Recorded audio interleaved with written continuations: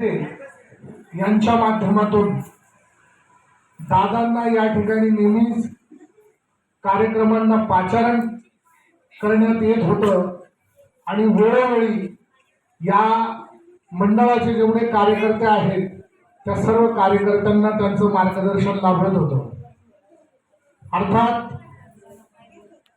दादांनी सावदाजी भालेराव जे बौद्धाचार्य आहेत, आमचे मार्गदर्शक आहेत, त्यांनी दादांबद्दलच्या इतिहासामधील जेवढ्या काही गोष्टी आहेत त्या आपल्या समोर नमूद केलेल्या आहेत।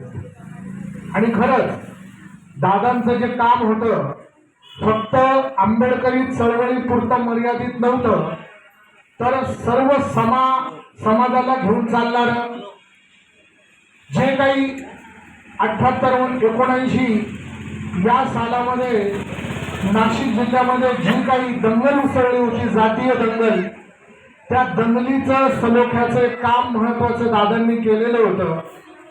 आणि आमच्यासारखे छोटे छोटे आंबेडकरी कलावंत म्हणा, कार्यकर्ते म्हणा, घडवण्याचं काम देखील दादांनी केलं।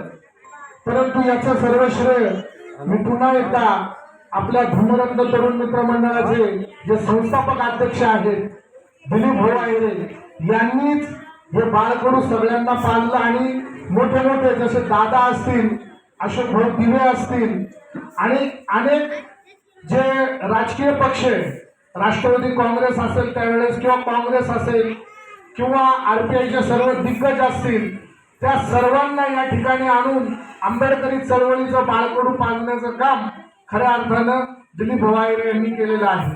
आणि मी देखील एक कलावंत या नात्याने दादांना माझ्या कलेच्या माध्यमातून, गाण्याच्या माध्यमातून 2 ओळी म्हणून दादांना या ठिकाणी श्रद्धांजली अर्पण करतो। कृपया लक्ष असू द्या।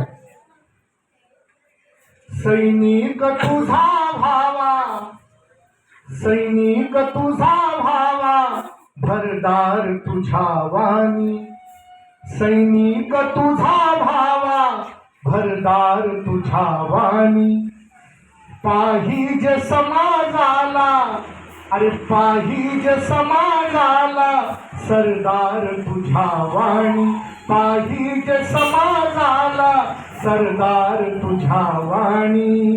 धन्यवाद। धन्यवाद।